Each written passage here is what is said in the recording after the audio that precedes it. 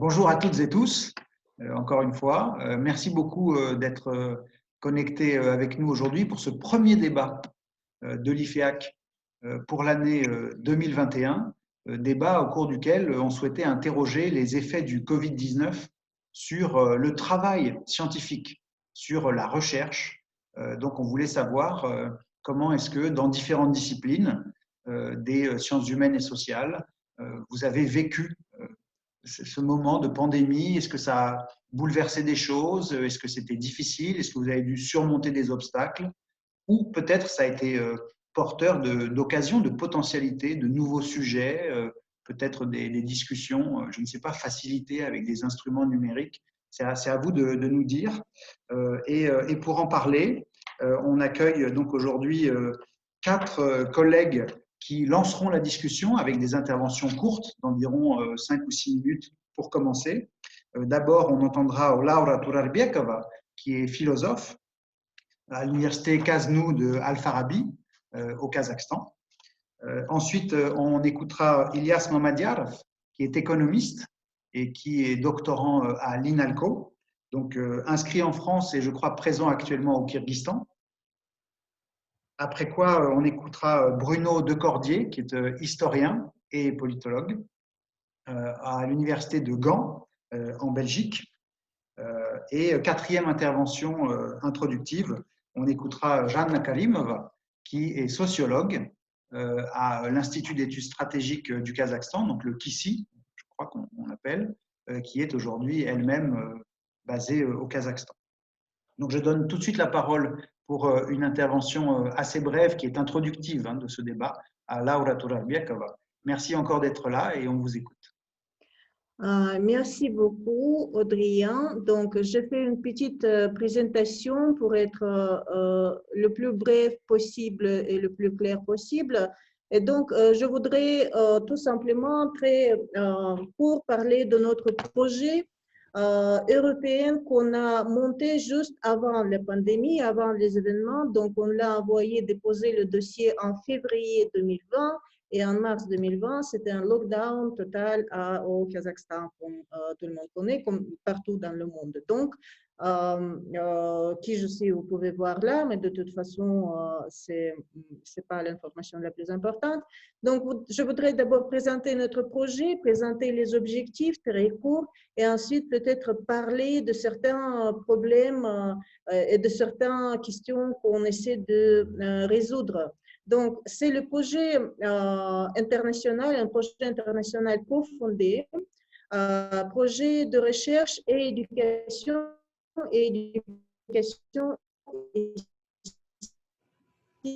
c'est le mot le plus important. Humanities in the Republic of Kazakhstan, Local Solutions for Global Problems. Le projet était déposé en anglais, donc n'empêche que moi, j'aimerais bien d'avoir un projet en français, mais bon, chez nous, c'est plus facile en anglais. Donc, il est financé par le programme Jean Monnet Erasmus+, de l'Agence exécutive éducation audiovisuelle et culture pour 3 ans, 2020-2023. Somme de financement 30 000 €. Bien sûr, pas trop grande par les centres de recherche français, je comprends, mais pour nous, c'est un grand avancement parce que, en plus, c'est la faculté de la philosophie et donc c'est considéré un tout petit peu comme un avancement quand même, cet aspect international. Donc, quand on a déposé ce projet, on était déjà intéressé bien sûr par cette question actuelle des sciences numériques, comment ça interagit avec le monde numérique, avec toute cette numérisation, tous les aspects de numérisation, mais on ne supposait pas que ça va avoir un tel résonance à cause des événements que vous connaissez bien sûr. Donc, ça a reçu un aspect d'autant plus important. Et aujourd'hui, on a, donc je continue un tout petit peu après.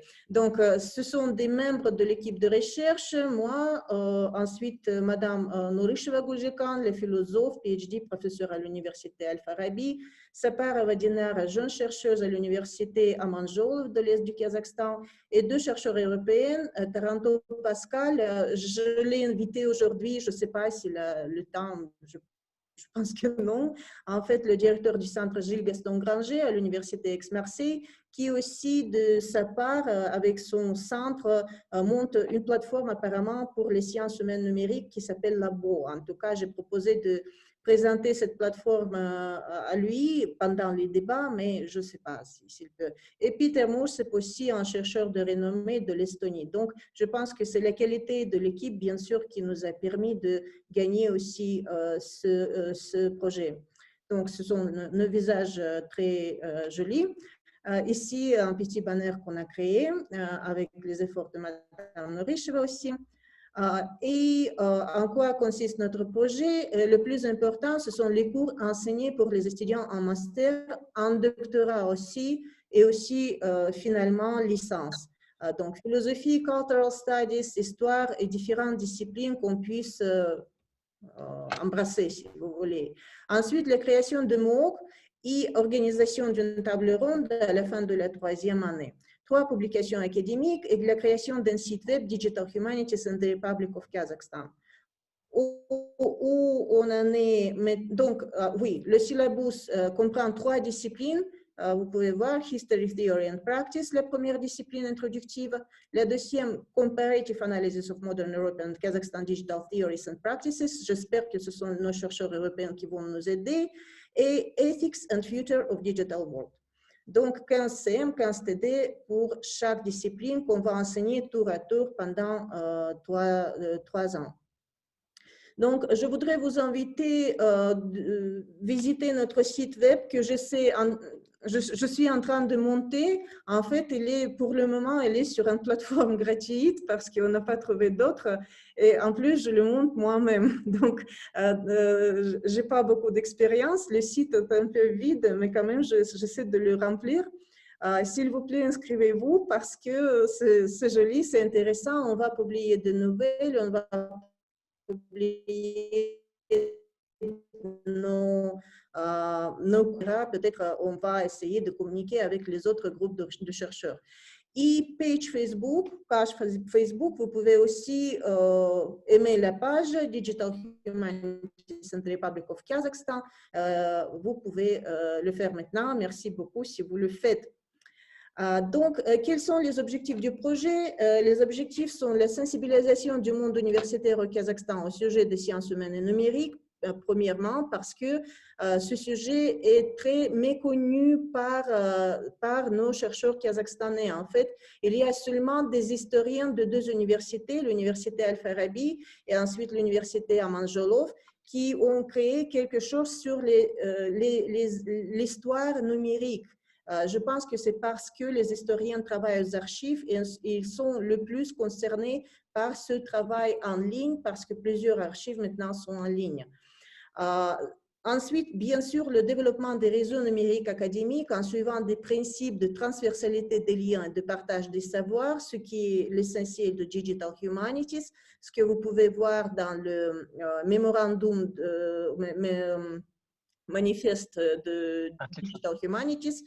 Combattre l'inégalité et l'analphabétisme numérique parmi le public concerné, bien sûr, pour le moment, au niveau des universités concernées, mais aussi ensuite, on pense à nous impliquer dans ce combat général ici au Kazakhstan. Il y a beaucoup de gens qui n'ont pas d'accès à un réseau Internet. Et développement d'un domaine de recherche nouveau pour le Kazakhstan, bien sûr, ça c'est important aussi. Donc, un tout petit peu sur les sciences humaines numériques, si j'ai un peu de temps. Encore peut-être 1 ou 2 minutes, comme ça on fait circuler la parole. Et si vous voulez, ensuite, on vous la redonnera, bien sûr. Hein. Si vous pouvez, par exemple, donner votre impression. Par exemple, là, je comprends que ce projet, vous l'aviez prévu avant la pandémie et qu'il a eu un rôle, en fait, peut-être tout à coup, qui était inattendu mais important. Est-ce que vous pourriez nous dire quelle expérience vous en tirez, quelles leçons pour commencer, et puis on passera la parole ensuite à Ilias, je pense.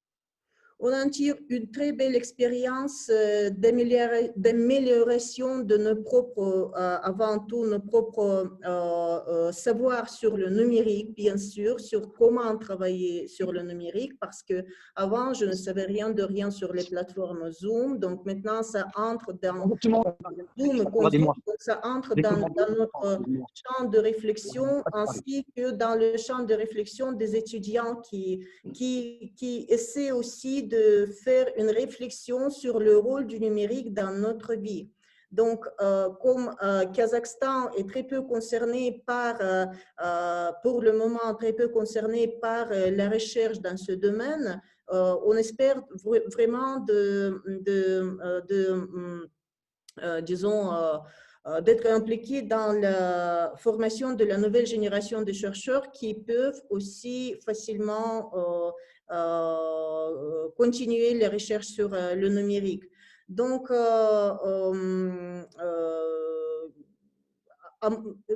je sais que la pandémie en général, c'est mauvais, bien sûr, pour tout le monde, mais je pense que cette dématérialisation de la recherche, elle est très bien, très bénéfique pour les sciences humaines et surtout en ce qui concerne le numérique.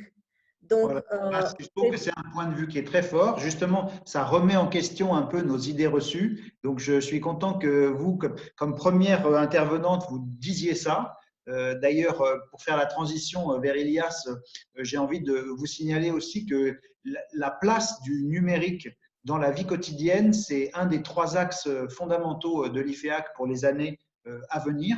Donc, on sera très heureux de réfléchir avec vous à différents projets qu'on peut mettre en œuvre. Donc et je trouve que votre intervention là, elle est bien parce qu'elle permet de problématiser. On est d'accord avec vous, tout le monde, la pandémie l'a vécu quand même d'une manière très négative. Et en réalité, il y avait des potentialités qui se cachaient dedans pour l'étude du numérique. Et donc, merci de nous avoir dit ça. Et je passe la parole à Elias et puis on reviendra bien sûr à vos arguments après. Donc, Elias, c'est à vous. Merci. Merci Adrien. En fait, je suis d'accord avec ma collègue Laura, surtout pour la numérisation. Mais en même temps, je n'ai pas préparé en fait des diapos. En fait, je vais aborder plutôt des côtés relationnels des effets de coronavirus, de crise sanitaire en fait. Et donc, dans mon petit discours de 5 minutes, je vais essayer de garder 5 minutes, où j'aimerais bien aborder 3 points essentiels donc, qui révisite en fait, qui essaie d'équilibrer en fait entre le côté négatif et le côté positif de crise sanitaire. En fait, cette ambivalence, il est toujours là, à mon avis. Et d'abord, il faut souligner que la spécialisation, la discipline dans laquelle je travaille, c'est l'économie informelle et le sujet de confiance. Alors, cela se trouve vraiment, le sujet de confiance vraiment a été analysé et a été remis en cause, surtout à cause de la crise sanitaire, parce que tout au début de la crise sanitaire, on a eu vraiment plusieurs sources de données qui venaient chez nous par rapport à l'impact du coronavirus. On ne savait pas vraiment si c'est autant grave ou non, ou faire confiance à des informations, parce qu'au début, la science n'était pas vraiment capable de tout capter, de tout analyser. Donc, c'était vraiment la crise de confiance. Donc, et surtout aujourd'hui aussi, si nous voyons en fait la vaccination de la population, ouais, vraiment la majorité écrasante qui refuse toujours de se fier aux effets de vaccins. Donc, mais surtout, en ce qui concerne l'Asie centrale, la recherche, les chercheurs, à mon avis, il faut en fait se rendre compte du fait que, et je crois que mes collègues seront peut-être d'accord avec moi, que nous opérons en fait dans un contexte d'informalité. L'informalité dans un contexte, je veux dire, l'économie vraiment est constituée en Asie centrale, dans la partie majeure, c'est l'informel. L'informalité sous-entend en fait les personnes qui mènent des conversations à vive voix dans un contexte réel. Donc, et cela permet également de rétablir cette relation de confiance, cette socialisation qui est très importante. Et donc, et bien sûr, le coronavirus a impacté gravement ce côté, surtout pour moi qui mène en tant que personne, en tant que chercheur qui était censé de mener des travaux de terrain en 2020 dans le contexte rural, là où des personnes qui favorisent plutôt pas les appels téléphoniques, mais vraiment des conversations dans un contexte réel. Donc là, j'étais obligé de rester chez moi, d'être confiné. Donc cela a perturbé énormément l'exécution de plans, je veux dire la réalisation des étapes de recherche. J'ai dû en fait remplacer ça avec d'autres options. En fait, deuxième point, ce qui est très important à mon avis, surtout pour des chercheurs, ce qui est très important, c'est pour des chercheurs, c'est d'avoir la circulation et le partage d'avis, des opinions. Et bien sûr, nous avons aujourd'hui, côté positif, nous pouvons vraiment participer à de nombreuses interventions. Nous pouvons faire de nombreuses interventions. Étant déjà se retrouvant en Asie centrale, je peux joindre des sessions qui se déroulent à Paris, quel que soit le pays, ou en Amérique du Nord ou au Japon, disons. Ouais.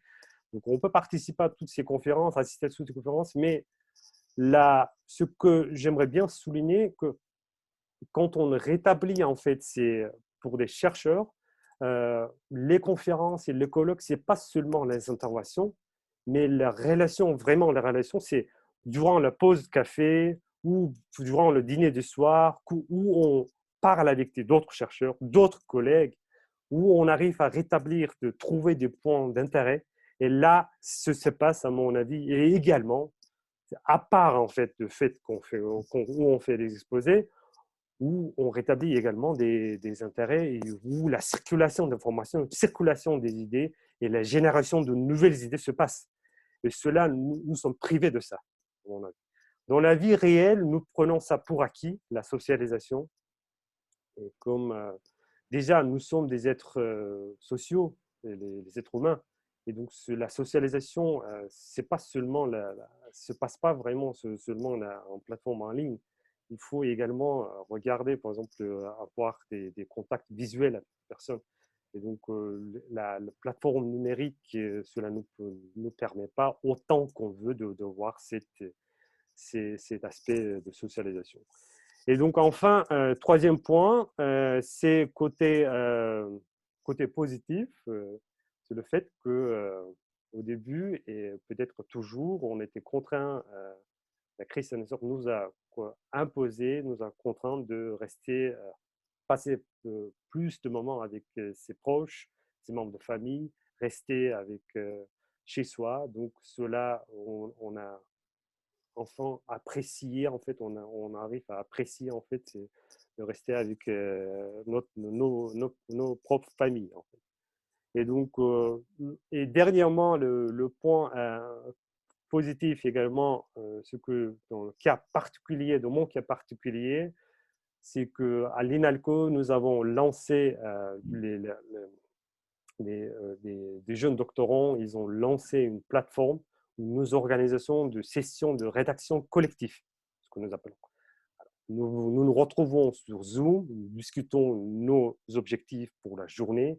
Après, dans 50 ans, nous coupons notre connexion Zoom. Après, nous nous retrouvons de nouveau pour notre session et nous discutons ce que nous avons fait. Et cela nous donne cette ambiance, au moins de ressentir cette ambiance de nouveau qu'il y a d'autres gens qui travaillent avec toi. Parce que côté de socialisation, c'est très important. À mon avis, ça joue un rôle très important. Voilà. Donc, ces 3 points, je voulais revisiter. Merci beaucoup, Ilias. Je trouve que vous avez réussi à la fois à faire le lien entre votre sujet de recherche sur les questions de confiance et d'informalité. Vous nous avez parlé de votre point de vue général sur le travail scientifique. Et vous avez même réussi à nous faire ressentir ces questions plutôt intimes de qu'est-ce que c'était que le quotidien. Et l'ensemble de ces points, moi, ça me fait penser à une grande figure de la recherche en sciences sociales aujourd'hui, qui est Bruno Latour. Et je trouve que pour l'instant, en ayant écouté Laura et vous, Bruno Latour, qui à la fois a parlé de la socialisation dans les laboratoires, comment on fait à la machine à café pour inventer des projets, et qui a tellement étudié la place du numérique dans nos vies, je trouve que c'est une figure qui, comme ça, traverse les deux premières interventions. Alors, on va voir bien sûr ce que nous propose maintenant Bruno de Cordier, que je remercie d'être là également. Ah ben, tout le plaisir pour moi, Adrien. Merci beaucoup. Merci, M. Mamadi-Arros. Je reconnais plusieurs aspects de ce que vous venez d'élaborer. Alors bon, quand on entre dans la question clé de l'événement, comment on a vécu la pandémie et quel impact ça a eu sur notre travail spécifiquement sur l'Asie centrale, ben, plusieurs choses. Bon, ici en Belgique, on a eu deux confinements, un au printemps et un en automne, qui est encore toujours en cours de l'année 2020 et qui continue jusqu'à ce jour. Je crois que c'est semblable un peu partout. Hein? Mais tout d'abord, en ce qui concerne le premier confinement, c'était quand même une expérience assez, disons, confrontante dans le sens que, tout d'abord, sur le plan très personnel, je suis très content que je l'ai vécu dans un village en zone rurale. Parce qu'ici, je me serais trouvé enfermé en zone urbaine dans un appartement, quoi que ce soit, ça aurait été entièrement différent. Ensuite, comme l'a dit Ilias, on a été confronté au fait que beaucoup de choses qu'on considérait comme acquis depuis des dizaines d'années, depuis des générations, se sont évaporées en quelques jours. Je parle de la vie sociale, je parle des sorties, je parle des voyages. Et je me rappelle qu'en avril, on a même eu le phénomène des achats de panique et des magasins à moitié vides. Et là, on a même dû faire la queue devant des magasins pour acheter des épiceries, des produits très quotidiens. Et au fait, ça m'a souvent fait penser à ce qu'ont vécu les citoyens soviétiques fin des années 80, début des années 90. Même si ce que nous on a vécu, c'est rien à côté de ce qui s'est passé à l'époque là en ex-URSS. Mais ça m'a souvent fait penser, à ça. Alors, en ce qui concerne concrètement le travail d'enseignement et de recherche, bon, j'enseigne sur l'Asie centrale, je recherche sur l'Asie centrale. J'ai moi-même un cours complet sur l'histoire d'Asie centrale, hein, surtout la formation des identités en Asie centrale d'un point de vue historique, qui est un cours qui, cette année-ci, avait quand même 22 étudiants, hein, dont je suis très content.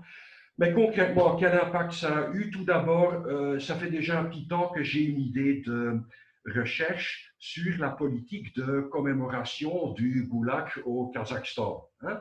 La politique de commémoration du Karlak et Steplak. Il y a 1 an et demi, 2 ans, je suis rendu au Kazakhstan et j'ai conduit 2 visites à Malinovka et à Dolinka, où il y a les sites et les musées commémoratifs, pour un peu voir comment c'est constitué et quel est le discours de commémoration.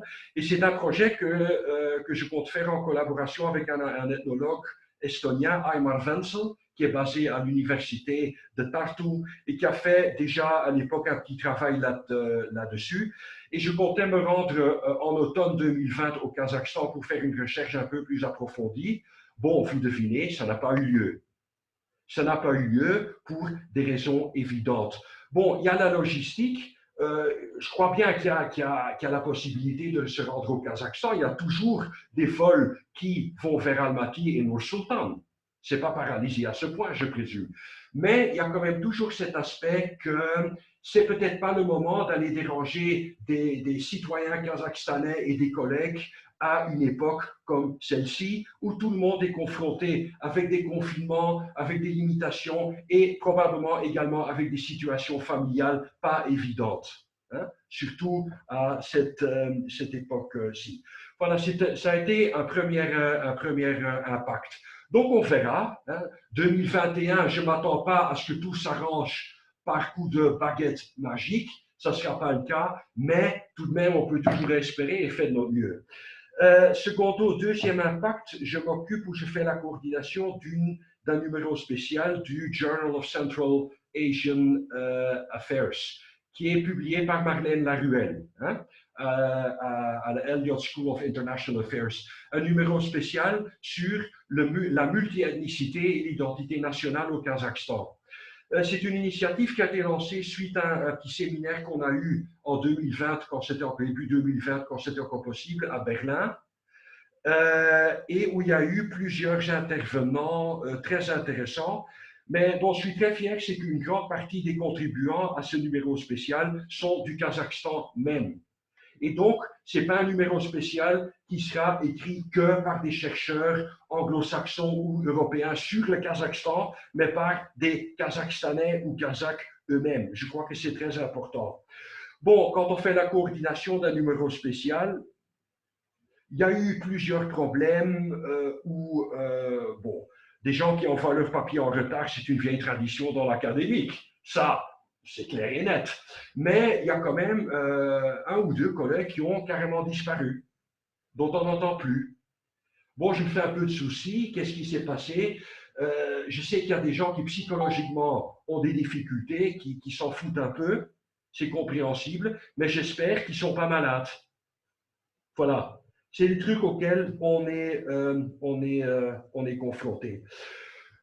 Troisième impact, c'est un projet dont je suis dans le cockpit ensemble avec Adrien et avec Jeroen van den Bos, qui est basé à Poznan, en Pologne. C'est le projet EISCAS, qui est financé par Erasmus+, et qui produit un manuel sur l'Asie centrale. Et on a eu également plusieurs événements qui ont dû être annulés, qui ont été remis, dont la conférence à Gand qui aurait dû avoir lieu à la mi-mars et qu'on a reporté à la fin septembre.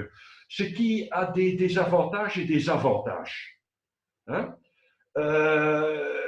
Qui plus est, la conférence même, on est parti de la philosophie que si ça ne peut pas avoir lieu physiquement, on ne va pas le remplacer par un événement digital. Parce que je crois que tout le monde en a marre, il y a une fatigue, et puis, comme l'a dit très bien Ilias, il y a également l'aspect d'informalité. L'aspect d'informalité où les gens participent à un événement, se rencontrent, et c'est pendant les pauses café ou après les séminaires formels que tout se fait, au fait. C'est au fond, ça vaut une étude anthropologique en soi. Voilà. Donc, espérons qu'on l'a remis pour la fin septembre. Logistiquement, c'était possible. Donc, espérons que ça sera d'ici là, logistiquement et épidémiologiquement possible de le faire sous forme classique. Et puis, un dernier point en ce qui concerne l'enseignement. Ben oui, bon, j'ai enseigné mon cours l'histoire de l'Asie centrale ce semestre-ci, qui vient de passer. À un moment donné, au début, il y a eu une relaxation des restrictions de l'université. J'ai su le faire physiquement dans un auditoire, dans un local qui était un peu arrangé, où il y avait un certain nombre de places entre chaque étudiant. Mais puis, quand il y a eu des nouvelles restrictions, j'ai dû le faire par Zoom, ce qui est faisable. Hein, on enregistre les sessions, mais c'est quand même moins évident en ce qui concerne l'interaction spontanée. Bon, c'était un peu tragicomique comme expérience, parce que quand on a refermé l'université, comme enseignant, je peux donner cours sur le campus même, dans un local, dans un auditoire, devant une caméra, mais dans une salle vide. Donc, en somme, j'étais en train de parler contre les murs. Ça faisait un peu une scène de schizophrénie, quoi. Je veux dire, c'était au fond comique. Il y avait plusieurs locales dans le couloir où il y avait des collègues qui parlaient à eux-mêmes, qui donnaient cours au mur devant la caméra. Ben, on te remercie, Bruno, pour ce… C'est un peu surréaliste. Voilà, merci Bruno pour ce franc-parler, voilà, cette énergie qui te caractérise. Je crois qu'à la fois, là, tu fais preuve aussi de réflexivité, tu nous racontes comment ça se passe vraiment au quotidien et les côtés qui sont presque risibles, hein, presque voilà, ridicules. Alors, je crois que les chercheurs qui se parlent à eux-mêmes, je pense que ça existait avant la pandémie, Oui. Mais mais maintenant, c'est formalisé, c'est officialisé. Mais je pense que, et je te remercie aussi d'avoir accepté cet événement sur Zoom alors que tu sembles avoir une fatigue de Zoom comme beaucoup de gens. Oui. D'ailleurs, je remercie tout le monde d'avoir accepté cet exercice alors qu'on aimerait tellement pouvoir tous se retrouver dans une salle avec du thé et discuter. Et bon, malgré tout, dans cette perspective, je voudrais donner la parole à notre quatrième intervenante, Jeanne Nakalimova, qui va nous proposer aussi son point de vue sur l'ensemble de ces questions. Merci beaucoup. Bonjour à tous et à toutes. D'abord, je remercie les FEIAC pour l'organisation. Est-ce que vous m'entendez bien? D'abord, je remercie les FEIAC pour l'organisation malgré une crise sanitaire de cet événement qui réunit autour du monde des intervenants de tous horizons, des intellectuels, des chercheurs, des artistes, afin de débattre des questions les plus actuelles. Je remercie également les organisateurs et les organisatrices de cet événement pour une opportunité de partager mon expérience de recherche dans le contexte de la pandémie Covid. Actuellement, je suis chercheuse à l'Institut kazakhstanais des études stratégiques auprès du président du Kazakhstan. C'est une organisation publique qui réalise des recherches dans les différents domaines afin d'assurer la prise de décisions politiques fondées sur des preuves, y compris des données empiriques, les données empiriques obtenues à partir des enquêtes sociologiques. Et personnellement, je suis responsable de l'organisation des enquêtes sociologiques. Et comme le montre mon expérience professionnelle au sein de l'Institut, au cours des 8-10 derniers mois, la pandémie, elle interroge notre façon de faire la recherche en sciences sociales. Donc, prenant en considération que la pandémie Covid n'est pas uniquement un phénomène biomédical, mais selon ses effets est un phénomène social, on observe une mobilisation très forte des sciences sociales autour des sujets liés au Covid. Et ainsi, cette crise nous a amené à se poser des questions fondamentales sur la valeur de la vie, par exemple, sur l'éducation des jeunes, sur les mesures pour l'emploi, la culture, les politiques de protection sociale, sanitaire, etc. Et plus particulièrement, à notre institut, il s'agissait de l'organisation des enquêtes sociologiques dont le but était une compréhension des effets du Covid sur le quotidien des Kazakhstanais, leur mode de vie, situation économique, etc.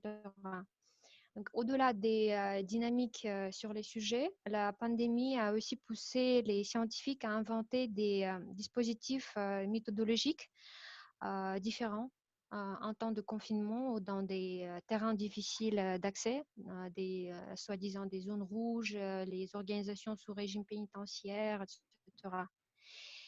Même si ces choix méthodologiques avaient ses limites, les résultats des sondages en ligne, par Internet, par téléphone, nous ont donné une possibilité de l'analyse de la manière dont la société s'adapte. Il nous a proposé un regard critique sur les solutions choisies par l'État dans le contexte de la crise sanitaire, sur les mesures prises par le gouvernement. Et les dispositifs de collaboration interdisciplinaire ont aussi été renforcés. Par exemple, au Kazakhstan, un groupe de chercheurs de l'Académie des sciences, des sociologues, mathématiciens et épistémologistes ont lancé un projet de recherche sur la modélisation des risques épidémiologiques fondés sur le principe variationnel de Lagrange. Avant la pandémie, un tel type de collaboration scientifique est quasi inexistant au Kazakhstan. Au-delà de mes activités de recherche à l'Institut, je suis doctorante en sociologie à l'Université Lyon 2 et le sujet de ma thèse est porté sur les dynamiques de genre dans les carrières des hommes et des femmes mathématiciens et mathématiciennes en France et au Kazakhstan. En effet, je suis en train de finaliser la rédaction de mon travail de recherche, de thèse. Donc, heureusement, les entretiens avec des mathématiciens et mathématiciennes sont déjà réalisés. J'imagine que pour les doctorants et doctorantes comme Ilias, dont le calendrier de recherche en 2020 prévoyait l'organisation des enquêtes en papier, des observations, le travail aux archives, la situation a été beaucoup plus compliquée. Dans mon cas, ce qui est actuellement le plus important, c'est d'avoir discuté les résultats préalables de ma thèse avec les membres du laboratoire Centre Max Weber à Lyon, auquel je suis rattachée en tant que doctorante. Et cette année, à cause de la pandémie, des restrictions de voyage, de la faiblesse du réseau Internet au Kazakhstan, je n'ai pas vraiment réussi de faire partie des séminaires doctoraux organisés au centre labo, ce qui est vraiment dommage. Mais à cette étape de travail sur ma thèse, il est également important d'avoir les échanges avec des collègues dans le cadre des colloques internationaux. Par exemple, l'été dernier, j'ai fait une proposition de communication au Congrès international des sociologues francophones. Et cette proposition a été acceptée par le comité ASLF qui ayant une spécialisation sur les questions de genre. Mais à cause de la crise sanitaire, le congrès a été reporté. Espérons que cette année, le congrès prend place à Tunis au mois de juillet comme il était prévu et j'aurai une possibilité de présenter les résultats de ma recherche doctorale. Voilà, c'est ce que je voulais dire par rapport aux effets de Covid sur mes activités de recherche. Merci pour votre attention. Merci beaucoup, Jeanne, pour un point de vue à la fois sur des questions institutionnelles, comment vous avez réussi à travailler dans votre établissement actuel, et aussi des questions plus personnelles sur votre recherche individuelle. Ça, c'est vraiment intéressant de faire l'aller-retour entre les acteurs et les structures. Je trouve ça vraiment un point de vue aussi très clair, avec vraiment des idées qui me semblent très stimulantes. J'ai envie tout de suite d'ouvrir le débat à l'ensemble de la salle numérique. Donc, s'il y a des personnes qui souhaitent intervenir, je vous propose d'envoyer un petit message sur le chat afin que nous puissions, disons, trouver un ordre de prise de parole. Voilà. N'hésitez pas à écrire un message, j'attends vos demandes. Pendant ce temps-là, moi, je peux essayer de combler, bien sûr, le silence. Et puis, si personne n'ose envoyer un message, prenez la parole directement, hein. Je veux dire, on est là tous entre collègues de différentes générations. N'hésitez pas. Il faudrait que voilà, quelqu'un se lance. Moi, j'ai très envie, bien sûr, de poser des questions aux intervenantes et aux intervenants, mais je ne voudrais pas faire d'abus de position dominante. Ah, peut-être Ilias Mamadiarov qui veut dire un premier mot. Oui, parce que je vois une question, je ne sais pas si vous l'avez lu, c'est à mon adresse, je crois. Je suis une étudiante de master à l'INETCO qui fait recherche sur le sujet de halal et marché en Russie, et donc le problème de méthodologie qui est soulevé actuellement à cause voilà, de crise sanitaire. Et donc l'étudiant considère de peut-être changer l'espace géographique. Comment pallier au problème de confiance et de se mettre en contact avec oui, les interlocuteurs. En fait, moi, en tant que chercheur qui spécialise sur l'Asie centrale, je ne peux pas vraiment, sur le champ, vous dire comment les utilités de la recherche en Russie, parce que quand même, il y a eu 30 ans après l'indépendance de l'échec de l'Union soviétique, beaucoup de choses ont changé. Je ne suis pas spécialiste du tout de la Russie, mais pour l'Asie centrale, et surtout sur votre sujet de recherche, il y a une chercheuse qui s'appelle Aysaqin Botoyeva, et je vais écrire ici pour vous, Aysaqin Botoyeva. Donc, je vous conseille de faire connaissance avec ses travaux, parce qu'elle a travaillé carrément sur votre sujet également, sur le sujet des hommes d'affaires, les hommes d'affaires, et en fait sur l'islam et des business en Asie centrale. Donc, c'était ça son sujet. Donc, je vous conseille de voir cette chercheuse. Et pour la question de pallier l'impossibilité de rencontrer des gens directement, là, malheureusement, la seule option, je trouve que surtout pour l'Asie centrale, en vue de fait qu'on opère vraiment dans l'informalité, ça joue vraiment un rôle énormément très important d'être sur le champ, d'être sur le terrain ici, de rencontrer des gens, de parler avec des gens. Donc ça, c'est malheureusement, cela est indispensable à mon avis pour bien sûr mener des recherches de manière très efficace. Sinon, vous pouvez toujours consulter les travaux d'Aysel Kambotoy. Je vous conseille très chaudement de voir ces travaux et peut-être ça va vous inspirer aussi de voir d'autres moyens voilà, de mener vos études. Mais vous êtes toujours libre de me contacter. C'est formidable, je suis très content, Ilias, que voilà, ce débat serve également de plateforme pour un échange comme ça d'idées. C'est aussi l'esprit hein, de ce genre de rencontre, plus informel, pour reprendre une notion qui vous est chère, plus informel qu'une conférence habituelle avec des exposants qui exposent et des discutants qui discutent. Donc là, c'est vraiment très bien. J'ai noté 3 questions, donc je vais vous proposer de les lire et puis je vais comme ça les livrer à l'ensemble du panel de personnes présentes. Une première question de Anna Maria, si je ne me trompe pas, je ne vois plus son prénom parce que je suis désolé, mon chat est devenu plus petit, qui pose une question sur les manières dont on peut organiser des recherches de terrain en doctorat en ce moment, en fait. De quoi on doit tenir compte maintenant. Donc là, j'ai envie de donner 2-3 indications et puis je vais laisser l'ensemble des collègues prendre la parole aussi à ce sujet. D'abord, il y a la question des frontières. Comment est-ce qu'on fait pour se rendre dans les pays où on veut effectuer des recherches? Chaque pays aujourd'hui a mis en place des règles différentes avec une possibilité ou non pour les étrangers d'y aller, avec parfois un isolement obligatoire, 7 jours, 14 jours ou plus. Il y a des documents supplémentaires à fournir en fonction des pays, alors que plusieurs pays d'Asie centrale avaient mis en place des régimes sans visa ces dernières années.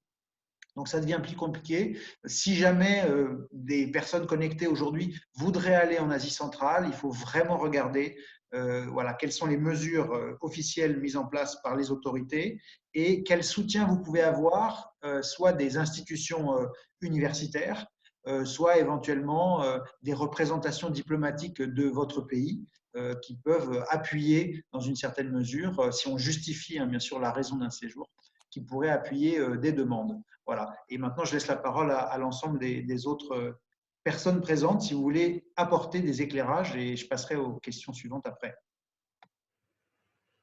Est-ce que quelqu'un a un avis sur ces questions? Comment on fait pour faire du terrain? Bonjour, je ne sais pas si vous m'entendez. Je suis désolée, en fait, j'ai reçu le mail ce matin, donc j'ai un peu manqué je suis arrivée un peu en retard, j'ai raté les interventions, mais juste, en fait, alors moi, je fais du terrain au Tadjikistan.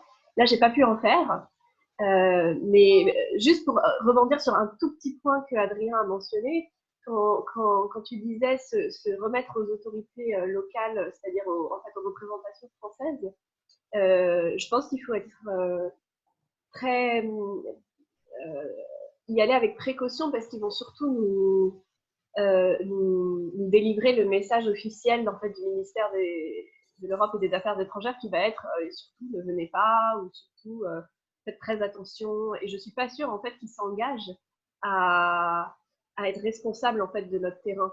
Dans ces cas-là, à mon sens, il faut s'assurer en fait d'avoir surtout des soutiens locaux institutionnels ou alors de partir sans soutien locaux institutionnel, voilà, avec sa propre responsabilité, mais ne pas en attendre trop, à mon avis, des représentations françaises sur place. En tout cas, c'est mon expérience au Tadjikistan. C'est-à-dire que je pense que les dynamiques sont différentes au Kazakhstan, où la présence française est un peu plus importante. Mais pour les chercheurs qui commencent des terrains en Asie centrale, il faut faire attention à ne pas trop en attendre, je pense, des autorités françaises. De ne pas croire qu'en fait, on va avoir un fort soutien, en fait, parce qu'ils vont toujours être confrontés, en fait, au message officiel, en fait, du ministère, ce qui est leur travail, hein, pas du tout un reproche. Mais voilà, je pense qu'il faut faire attention à ça. Je crois que la situation est très contrastée en fonction des pays dont on parle. Aussi, oui, bien sûr, aussi, bien sûr, bien sûr. Voilà. Donc, évidemment, tout ça est quand même très délicat. Mais ce qui est sûr, c'est que en recherche, on est obligé de développer des stratégies qui sont adaptées en fait au terrain que l'on effectue. Et ça demande quand même une certaine expérience. Voilà. Et ça, je le comprends bien. Est-ce qu'il y a d'autres avis sur ce point-là? Sinon, on peut passer à la question suivante. Oui. Oui. Vous m'entendez? Tu m'entends? Oui, ok, ça va. Bon, pour ajouter à ce qu'ont dit les autres intervenants, suite à la question de Anna Maria Angelescu, j'ajouterais ceci, c'est que je conseillerais aux étudiants qui font des recherches, j'en ai une qui compte faire des recherches à Samgalia, qui est une région en Lettonie, c'est d'office pour l'année 2021 de remettre tout, faire la deuxième moitié. Bon, je ne dis pas que ça sera solutionné par magie, mais on peut toujours présupposer qu'il y aura une situation possiblement un peu différente. Mais le plus important tout de même, c'est que tout dépend de qui on veut rencontrer sur le terrain. Est-ce qu'il s'agit d'institutionnels, hein, de gens liés aux institutions formelles locales, ou est-ce qu'il s'agit de gens qui font partie de la société profonde, de la population plus large? Alors là, le dilemme éthique, dirais-je, qui se pose, c'est de comprendre ou de voir à temps si la présence comme chercheur devient encombrant pour les communautés locales. Parce qu'il faut tenir compte du fait que même si les gens ne sont pas contaminés, n'ont pas de problème de maladie eux-mêmes, il y a beaucoup de gens qui sont sous un stress familial ou qui ont perdu leur revenu. Hein? Ce qui n'est pas important quand on recherche des anthropologies, l'économie locale, etc. Donc c'est un peu aux chercheurs de voir à quel point la présence peut être encombrante, mais c'est quand même un facteur important à prendre en compte.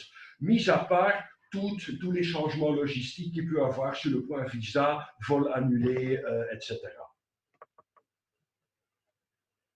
Très bien, merci beaucoup.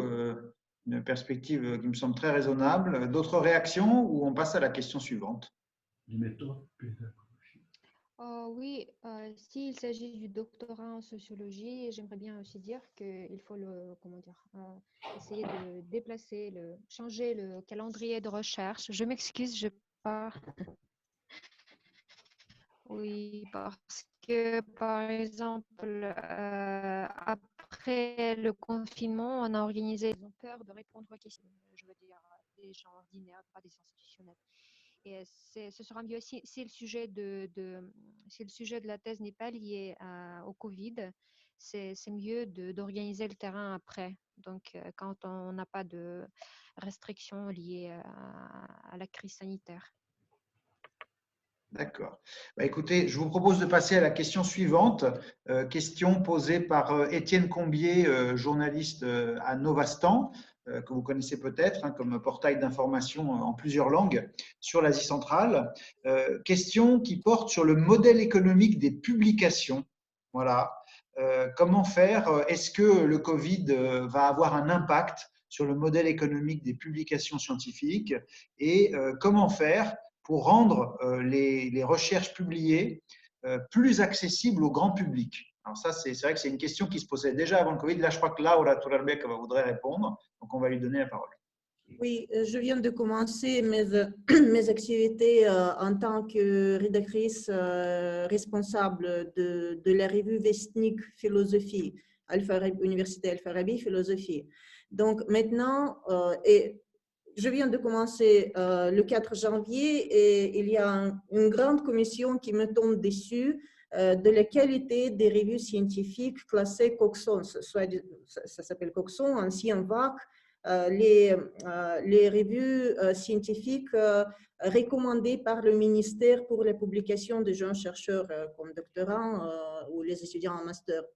Donc, et là maintenant, il y a des exigences beaucoup plus strictes de travailler en ligne, c'est-à-dire qu'on est obligé de passer entièrement en ligne. Pour moi, ça fait pas problème, mais apparemment pour l'ancienne équipe, il y a eu un petit problème de faire tout en ligne, c'est-à-dire déposer l'article en ligne, faire double blind review, двойное слепое рецензирование en ligne.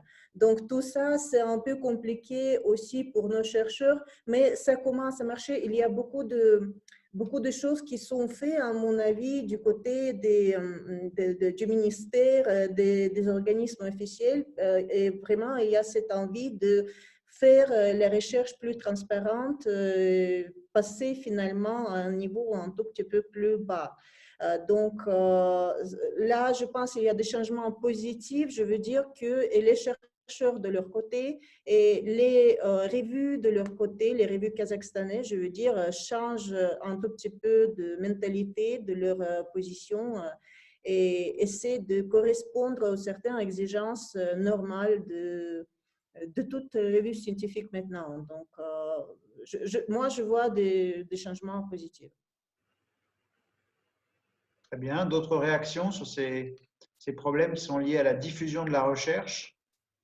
Est-ce que je peux intervenir? Oui, bien sûr. Oui, c'est une bonne question. Je trouve que à en voir, à en juger ce qui se passe actuellement avec la recherche, en fait, tout ce qui s'agit de la publication. Côté modèle économique des publications, surtout le fond de publication, je veux dire, parce que comme nous sommes contraints de passer surtout sur les spécialistes, surtout les chercheurs qui spécialisent sur l'anthropologie, question qui exige la présence, de pouvoir parler avec des gens, parce que durant la conversation, il y a toujours d'autres points qui émergent pendant ces conversations. Donc, alors, par exemple, il y a eu récemment à l'université de Nazarbayev qui mène un énorme projet sur l'effet de coronavirus en Asie centrale. Et donc, ils ont choisi de passer aux appels téléphoniques à la place de parler avec des gens et faire un échantillon de 200 personnes, donc appeler ces personnes, donc parler avec ces gens. Donc, ça risque de impacter la qualité de recherche, à mon avis, d'abord. Bien sûr, on a arrivé à réduire les coûts de ne pas payer pour les déplacements, comme ça on peut recueillir des données, mais en même temps, si la question de la qualité de ces données se pose ici dans ce contexte, donc c'est ambigu, c'est ambivalent pour moi cette question, parce que d'un côté, nous pouvons réduire les coûts pour recueillir des données, avoir des données, mais de l'autre côté, la question de qualité de ces données, si ça va vraiment refléter la réalité, le terrain, se pose, à mon avis. Donc, voilà, je ne peux pas vraiment, sur le champ, tout de suite, de dire que ça contribue, voilà, soit positivement, soit négativement en même temps. Voilà. Donc, juste un commentaire. Très bien, merci beaucoup. Peut-être une dernière prise de parole sur ce sujet avant qu'on passe à la question suivante. Oui, moi je voulais juste poser une question pour faire suite à ce que Ilias disait, surtout pour les doctorants qui n'ont pas eu accès à leur terrain de recherche. Je me demande dans quelle mesure en fait les professeurs qui vont ou enfin les personnes qui vont être dans le jury de soutenance de thèse vont prendre ça en compte. C'est-à-dire, est-ce qu'ils vont être plutôt cléments en se disant, bon, bah voilà, il n'y a pas eu d'accès au terrain et donc la thèse a dû s'adapter, ou est-ce qu'ils vont plutôt se dire, ah bah justement, c'était l'occasion de pousser un peu le doctorant dans ses retranchements et de voir ce qu'il était capable de faire en situation de crise, et donc dans quelle mesure il a réussi en fait à avoir accès à ces données sans aller sur le terrain et en faisant par exemple des entretiens par WhatsApp ou de manière digitale, ce qui pose des questions éthiques et aussi bon, plein d'autres questions. Mais moi, je me demande quelle est en fait qu'est-ce que se disent les personnes qui seront dans les jurys de soutenance par rapport à ça. Parce que au niveau pas des doctorants, mais au niveau plutôt de la licence, par exemple, on voit que les notes qui sont données suite aux examens sont bien au-dessus en fait des notes réelles parce qu'il y a eu cette prise en compte psychologique des étudiants qui n'ont pas pu étudier dans de bonnes conditions et qui forcément montrent que c'est pas tout à fait ça reflète pas tout à fait le niveau par exemple de l'étudiant et encore une fois c'est pas un reproche, je pense que c'est tout à fait normal. Mais pour les doctorants, voilà, qu'est-ce que se disent les personnes qui vont être dans les jurys de soutenance parce que ça pose des questions pour les doctorants, c'est-à-dire que soit nous on se dit bon bah tant pis je fais avec ce que j'ai, soit on se dit allez je me débrouille pour quand même avoir accès à mes données parce que ça va jouer aussi sur la vie de soutenance et sur la soutenance de la thèse. Je pense que d'abord, il faut prendre acte de cette préoccupation qui est exprimée par Mélanie Sadosai et qui probablement est partagée par un certain nombre de doctorantes et de doctorants. D'ailleurs, ça fait une très bonne transition pour la question suivante à propos des cours en Asie centrale, donc on va y passer après. Moi, j'aurais juste une réponse éventuelle qui est de dire qu'il me semblerait intéressant sur le plan méthodologique, que dans l'introduction d'une thèse, justement, chaque doctorante ou doctorant explique comment est-ce qu'il a fallu s'adapter au Covid. Je pense que c'est important de faire état sur le plan un peu de la réflexivité. Dire voilà, il y a eu cette pandémie, comment j'ai fait, c'était un problème, du coup tout mon projet a été bouleversé, c'est normal que les résultats, les découvertes effectuées ne correspondent pas à ce qui était planifié et donc moi j'aurais tendance à suggérer ça, mais je veux dire ce n'est que mon avis personnel, mais je pense qu'il faudrait à mon sens l'intégrer dans la présentation du protocole de recherche et du parcours intellectuel de la thèse. Ensuite, ça me semblerait très ennuyeux que des membres de jury d'une soutenance ne tiennent pas compte de ce bouleversement global qui a eu lieu. Donc, ça serait quand même extrêmement ennuyeux, pour ne pas dire dommageable, que ce ne soit pas pris en compte. Mais je comprends tout à fait la préoccupation exprimée. Est-ce qu'il y a d'autres personnes qui voudraient réagir à ce sujet ?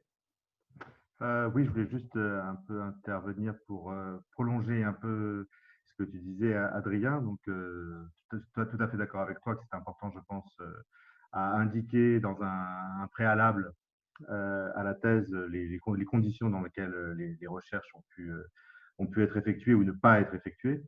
Et c'est une question qui, moi, en tant qu'historien, moi, ça m'est posé au moment de la thèse, c'est-à-dire qu'il y a des moments donnés où on n'a pas accès à certaines sources. Moi, par exemple, je n'avais pas accès aux sources des archives du Parti communiste du Turkestan en Ouzbékistan qui étaient fermées aux étrangers. Et donc, on est obligé de faire avec cette situation. Et en effet, c'est forcément indiqué dans l'introduction sources auxquelles sur lesquelles on a pu travailler. Donc, je pense que ça, c'est un problème qui n'est pas forcément spécifique à la pandémie, c'est-à-dire qu'on a toujours, on est limité par certains accès aux sources et que voilà, ça fait partie de la méthodologie, de ce que l'on décide, de la manière dont on décide de travailler, des problématiques sur lesquelles on construit son doctorat ou ses recherches. Ensuite, il y a une partie spécifique, je pense, à la pandémie, c'est que il y a des terrains qui sont du coup plus possibles, sur lesquels il n'est pas possible de travailler. Et c'est vrai que dans certains cas, je pense qu'il y a des sujets qui, vu les situations, doivent être changés. Parce que concrètement, le résultat scientifique que l'on peut avoir ne sera pas suffisant pour permettre de justifier, je pense, enfin, de mon point de vue, une thèse.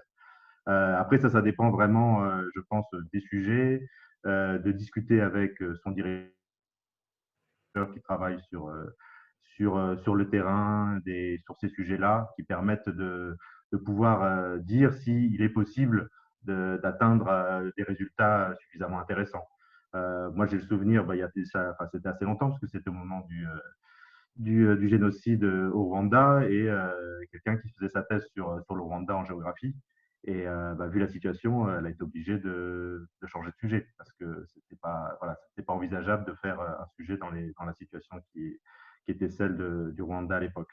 Donc, je pense que vraiment, après, c'est une question de sujet, de méthodologie à discuter vraiment avec le directeur de recherche et avec un certain nombre de chercheurs. Mais en effet, voilà, l'important est toujours de pouvoir justifier méthodologiquement son travail. Après, je pense que quand même, voilà, une thèse est un peu différente d'examen de licence, étant donné que c'est vraiment une recherche qui doit être originale et nouvelle et amenée à être publiée. Et donc, il faut vraiment qu'il y ait un fond qui soit suffisamment intéressant et suffisamment scientifiquement valable. Donc, il faut vraiment qu'il y ait des sources. Mais après, c'est sûr qu'aujourd'hui, comme on dit les différents intervenants, il y a pas mal de possibilités grâce au numérique qu'il est possible, qui peut pallier certains éléments. Alors après, à discuter évidemment en fonction des sujets et des terrains. Effectivement, merci beaucoup. Donc Xavier Allez, qui est chercheur à l'IFEAC, qui vient de prendre la parole et qui a quand même une longue expérience scientifique. Donc on peut vraiment s'appuyer sur sa sagesse. Ça me semble de très bons conseils. Il faut bien sûr toujours discuter avec les personnes qui supervisent les recherches.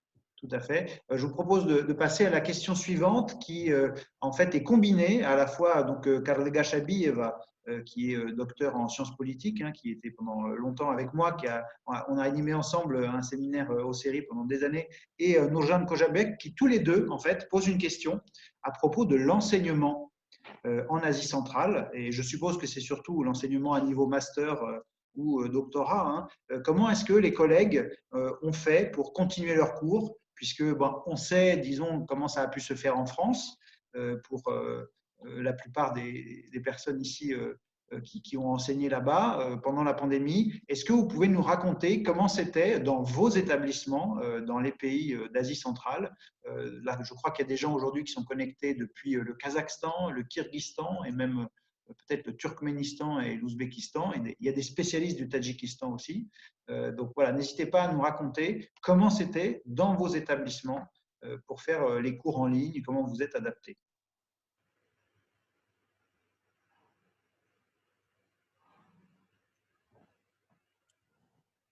Face à ce silence, j'ai envie de donner la parole. Allez-y. Oui, Adrien, peut-être juste aussi mentionner que ça relève aussi l'accès à Internet.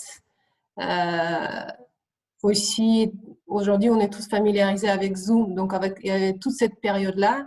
Et puis aussi, on a tout à l'heure parlé de l'interaction, que le prof, finalement, parfois, il parle au mur alors qu'il parle à l'écran, mais comment captiver l'attention des étudiants et les motiver, parce que on peut tout à fait mettre en Zoom, enlever les vidéos et faire autre chose, comme on fait parfois, parce qu'on est envahi par digital. Mais quelle était l'expérience avec les étudiants en Asie centrale? C'est une question très importante. Oui. Je pourrais commencer peut-être à partager mon expérience parce que oui, d'abord, c'était un peu difficile de me mettre en numérique là avec toutes les plateformes que je ne connaissais pas bien. Ça m'a paru beaucoup trop lourd, beaucoup plus lourd qu'enseigner en physique dans une classe.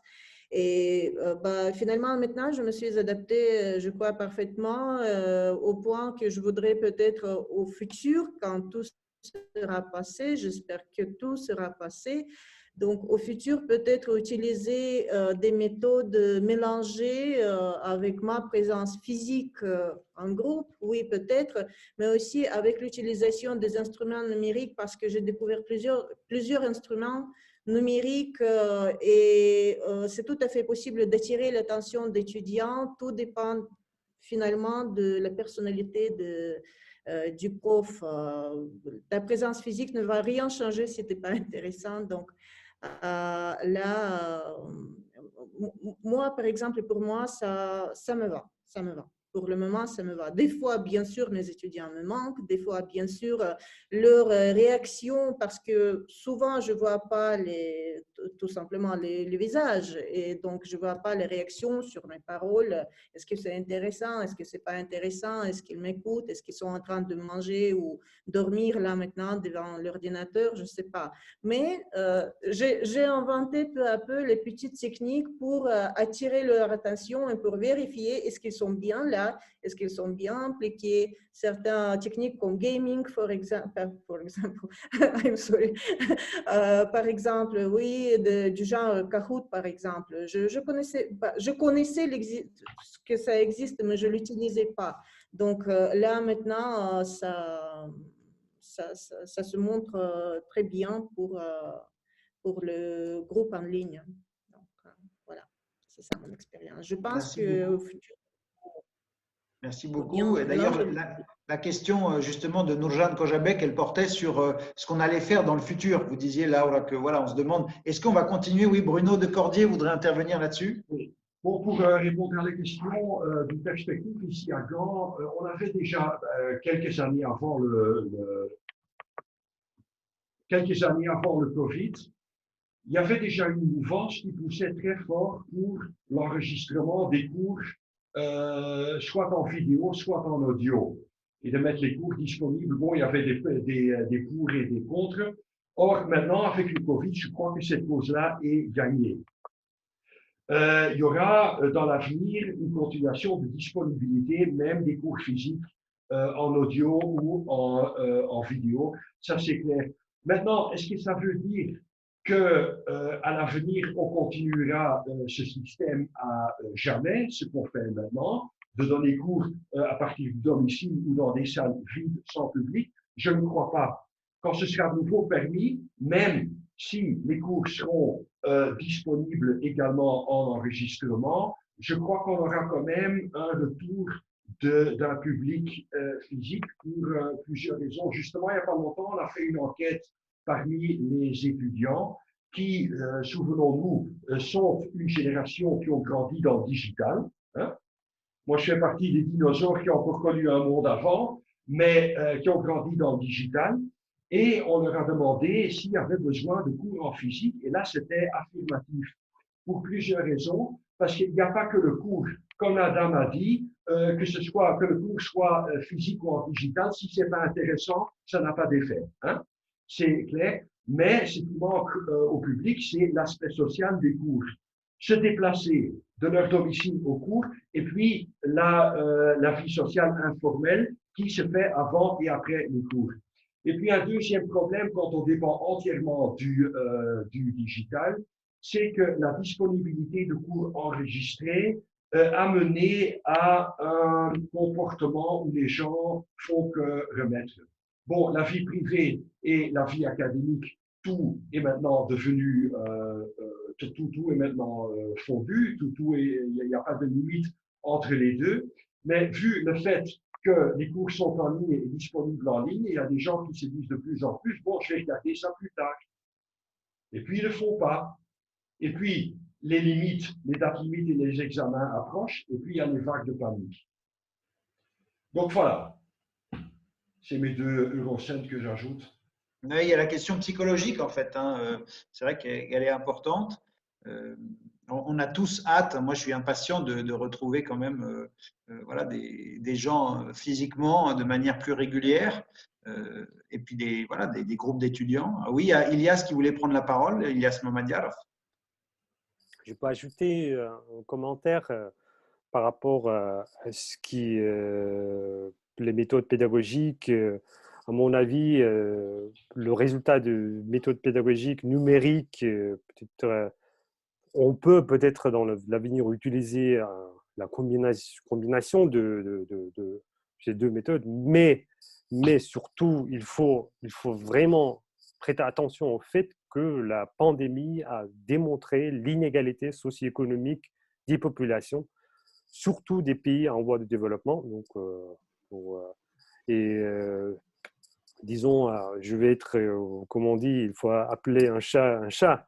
Donc, les pays pauvres, en fait, surtout dans le contexte de pauvreté, par exemple, quand j'ai eu l'occasion de faire des déplacements dans la zone rurale et presque chaque deuxième ménage, les enfants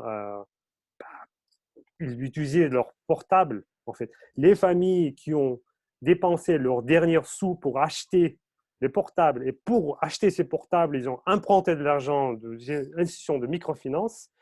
Donc ça, c'est les portables qui ont été achetés pour. Donc ils ont toujours endetté, ils doivent payer le taux d'intérêt pour ces portables. Donc, alors que les enfants, peut-être au début, ils étaient intéressés pour vraiment étudier. En fait, maintenant, finalement, ils ont laissé tomber ça. Ils perdent vraiment très, très vite leur intérêt. Après, il faut ajouter à ce fait le fait que dans le contexte rural, on peut, en dehors des centres urbains, il n'y a pas un bon réseau d'Internet. Après, ça aussi, ça pose vraiment un énorme problème dans plusieurs pays en Asie centrale.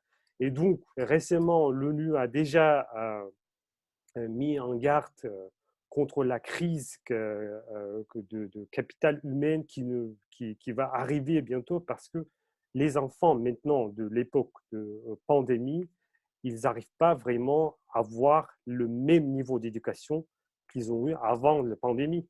Et donc, le taux de participation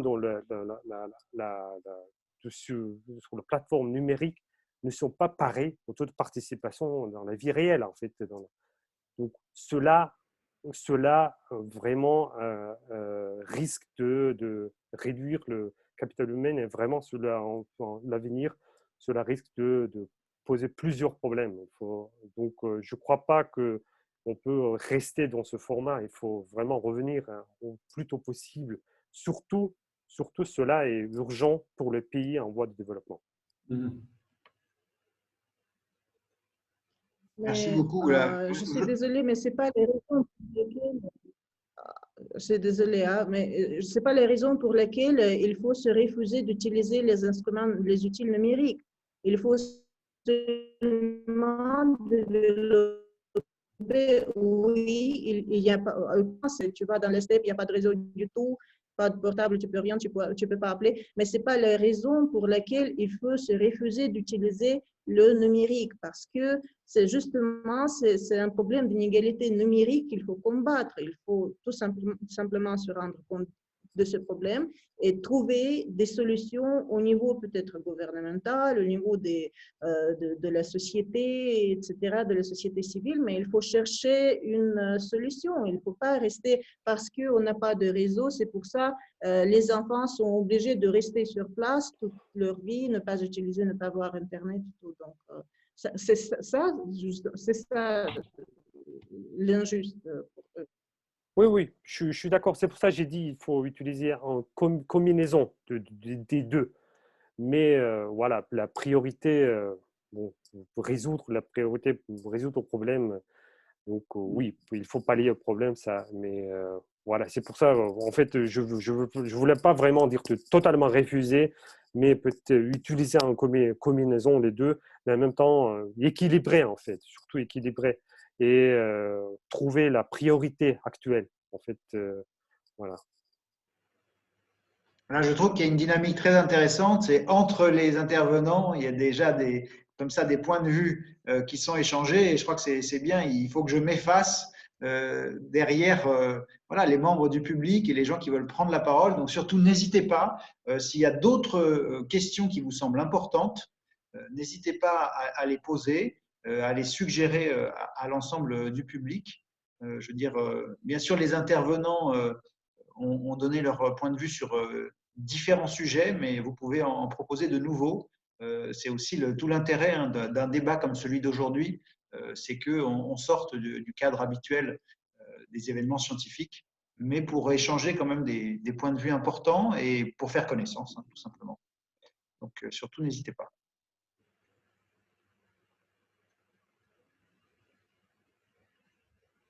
Donc, moi, j'aimerais bien peut-être connaître l'opinion des collègues, des les gens qui sont présents sur le problème du plagiarisme parmi les étudiants, parce que là, maintenant, ça, pour moi, c'est un gros problème. Avec le numérique, le plagiarisme, le copy-paste, ça, c'est vraiment, c'est comme le deuxième Covid, mais le Covid de la raison, parce que vraiment, les gens sont malades de ça. Les étudiants ne comprennent pas qu'est-ce que c'est le plagiarisme, que c'est un crime et tout.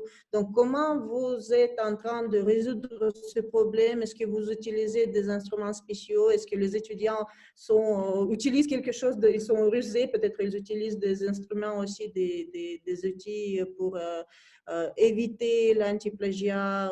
Voilà, donc maintenant, pour moi, je parle beaucoup aux étudiants en essayant de leur expliquer qu'il ne faut pas copier-coller justement de la Wikipédia et présenter ça comme leur essai en philosophie. C'est sûr que c'est un problème. Alors, je suppose qu'il y a beaucoup de gens qui voudraient intervenir. En tout cas, j'espère, parce que c'est vraiment un sujet fondamental. Moi, juste en tant que doctorante, vous m'entendez ou pas? Alors, je ne sais pas du tout, madame, dans quel pays vous enseignez, mais en tout cas, en France, dès qu'on commence notre thèse, on reçoit un document très dissuasif nous disant que si on fait un plagiat, on est soumis à une amende de temps, qu'on va être poursuivi par la loi, enfin voilà, il y a une forme de dissuasion qui est très très forte parce qu'il y a des articles de loi qui soutiennent le fait qu'on n'a pas le droit de faire du plagiat. Et ça, c'est vraiment, ça fait vraiment peur. Hein. On n'a pas du tout envie de faire de plagiat quand on voit qu'on peut être poursuivi par la loi. Donc peut-être peut-être que ça peut être utile de dire aux étudiants que si c'est le cas dans les pays concernés, c'est interdit par la loi en tout cas. Hein. Donc je ne sais pas dans quel pays les collègues enseignent et je ne connais pas les lois, mais en tout cas ça c'est une forme de dissuasion de plagiat qui est très qui pour moi est même plus efficace que tous les logiciels de plagiat. Hein. C'est voilà, peut-être une information qu'il faudrait faire passer. Merci, parce que oui, je pourrais aussi dire que voilà, je viens de commencer en tant que rédactrice mes activités et donc j'ai reçu 5 articles signés docteur, professeur, etc. Et 2 articles étaient acceptables du point de vue d'anti-plagiat, donc vraiment le seuil le plus bas, 75%. Ça veut dire que 25% de leurs articles, je travaille je travaille au Kazakhstan, donc 25% étaient copiés quelque part, 75% ça va. Donc, mais c'est le niveau où c'est le seuil le plus bas. Il faut en fait être bien sûr plus au-dessus. Et parmi 5 articles, 3, j'ai renvoyé, j'ai refusé en disant que essayer de faire quelque chose parce que là, maintenant, ça ne va pas. 67% et 54%, quelque chose comme ça, de plagiat des gens qui signent PhD. Voilà, donc c'est ça la situation, mais bien sûr, c'est interdit. Officiellement, c'est absolument interdit. Il y a un centre spécial, un organisme spécial qui s'en occupe et chaque thésard est obligé de passer par ce centre, NGCNTE, Centre national de la documentation technique. Là-bas, passer un anti-plagiat officiel et s'il y a un plagiat, sa thèse est annulée. Donc aussi, bien sûr, le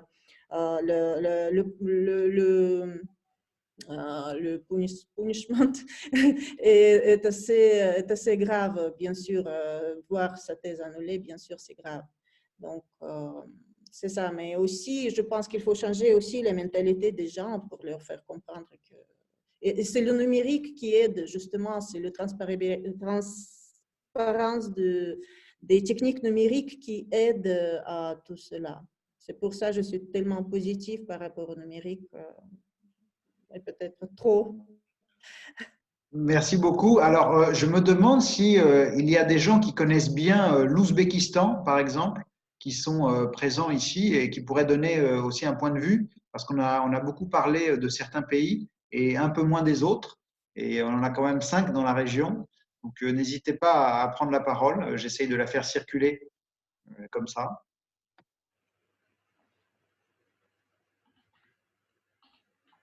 Une tentative. Ou peut-être même le Turkménistan.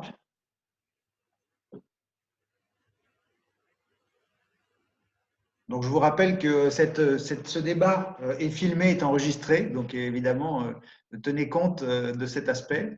Ça peut être bien pour sauvegarder hein, la tenue des échanges, mais voilà, c'est un facteur. Je laisse la parole à qui veut la prendre. Bonjour Adrien.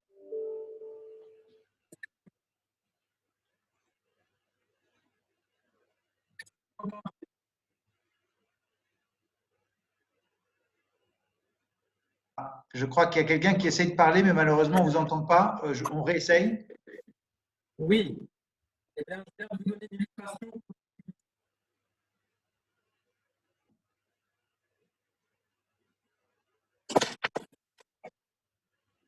Malheureusement, je suis navré, on ne vous entend pas. Je suppose que c'est notre collègue qui est à Ashgabat au Turkménistan.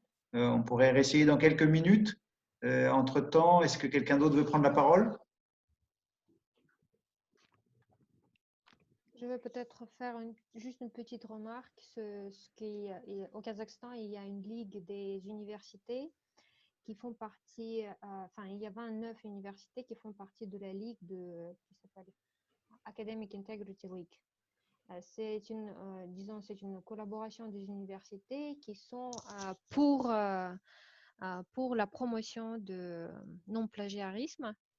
Et normalement, ils utilisent les logiciels des Advego, Univers, Turnitin, Plagiat, etc., différents programmes pour analyser est-ce que les étudiants font le cheating ou non. Mais d'après ce que j'ai, c'est qu'au niveau législatif, ce n'est pas clair. Est-ce que, par exemple, si l'étudiant il a fait le copier-coller de 30% de son travail, est-ce que c'est plagiarisme ou non? Donc, ce n'est pas clair au niveau de pourcentage. Et donc, il y a, disons que, comment dire, ça dépend de la culture universitaire et ce n'est pas bien réglé au niveau législatif. Je pense qu'il faut reprendre des démarches pour régler cela au niveau des lois.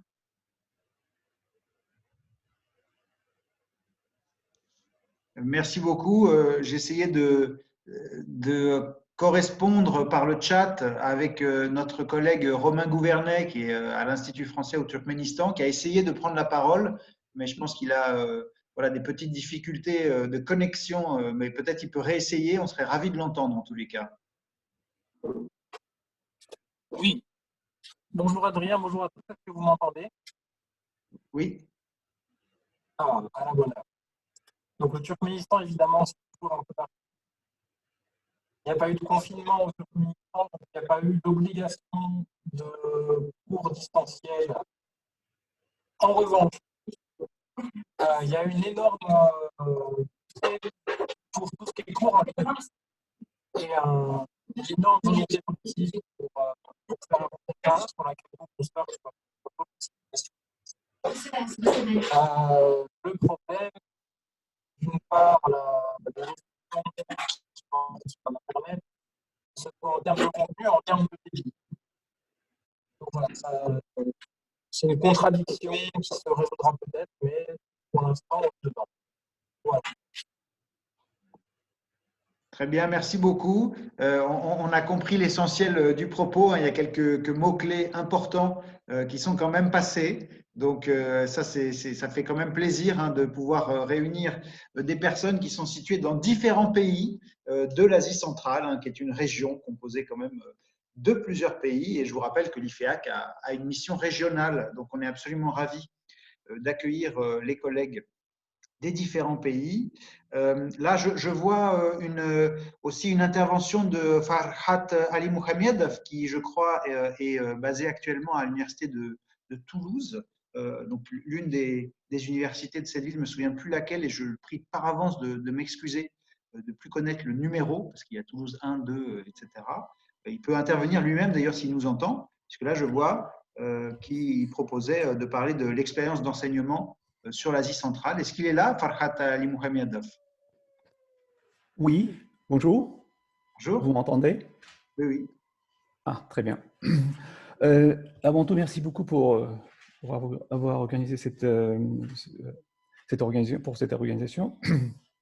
D'ailleurs, je vous remercie pour cette prise de parole aussi. Effectivement, j'enseigne à Toulouse, donc j'interviens en tant que vacataire dans le cadre d'enseignement pour les masters et pour les étudiants de licence. Donc, j'enseigne les politiques en Asie centrale.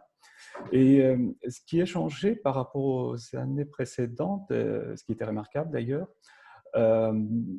on a organisé cette année un cours inter-IEP, donc parmi les plusieurs IEP de la France. Donc, moi, entre autres, je suis à l'IEP de Toulouse.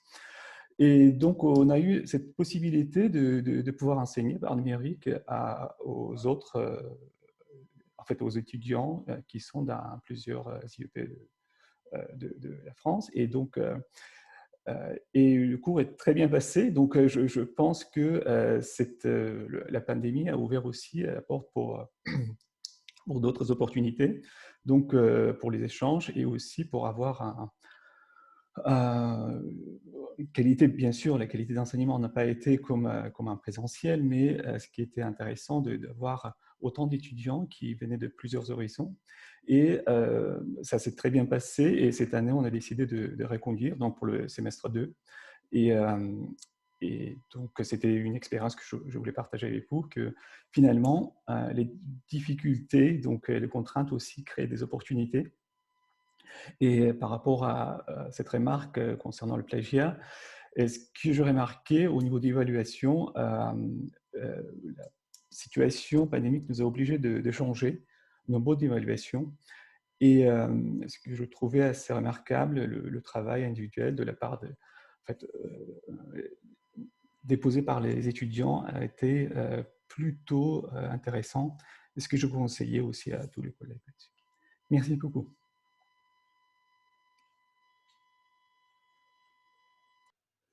Merci à vous, Farhat, pour cette intervention. Moi, je suis très heureux que en fait, cet événement serve aussi comment est-ce qu'on pourrait dire, rassembler les gens, à cimenter une communauté de spécialistes de l'Asie centrale qui sont situés dans différents pays, dans différentes villes. C'est aussi tout l'intérêt qu'on partage bien sûr des points de vue, des expériences.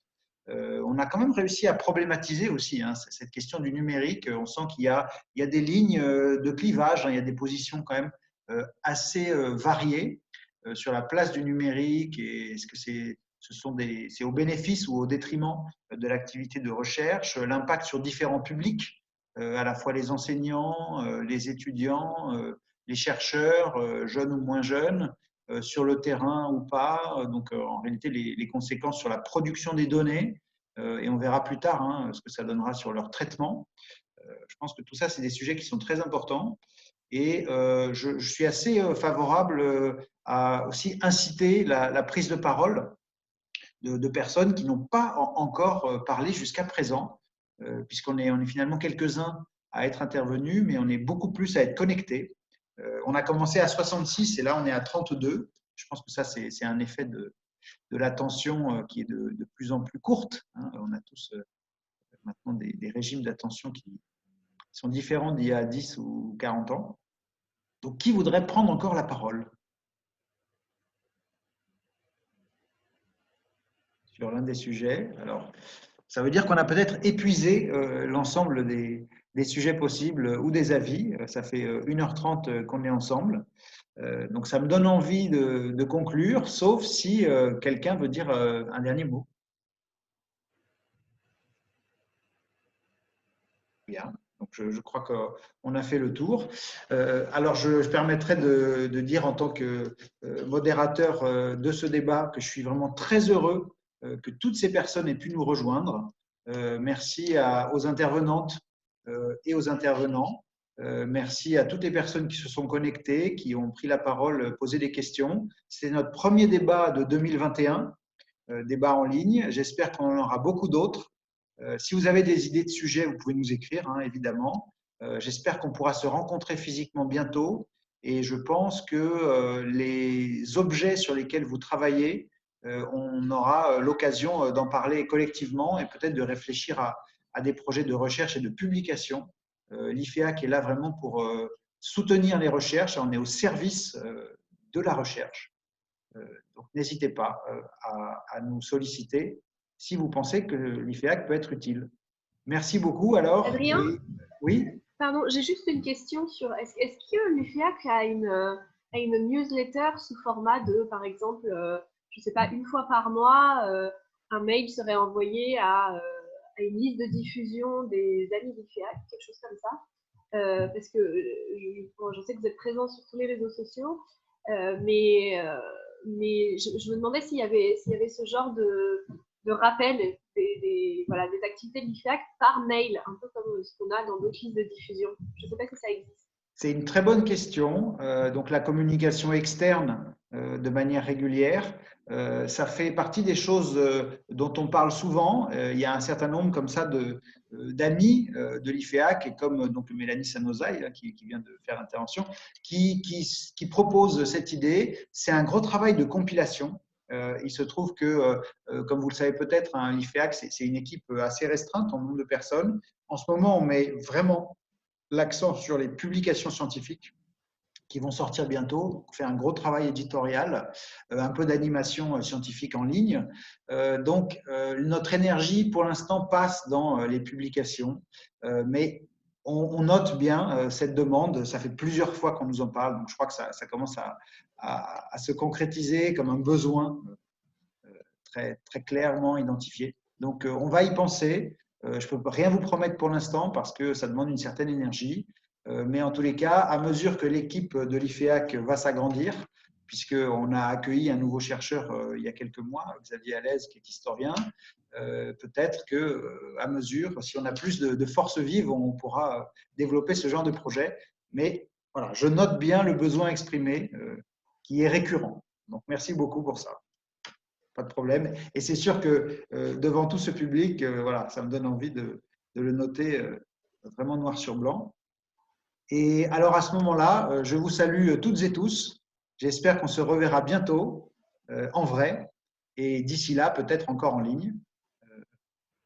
Bonne journée, après-midi, soirée, en fonction de là où vous êtes. Et vive les études centra-asiatiques. Au revoir. Au revoir. Au revoir.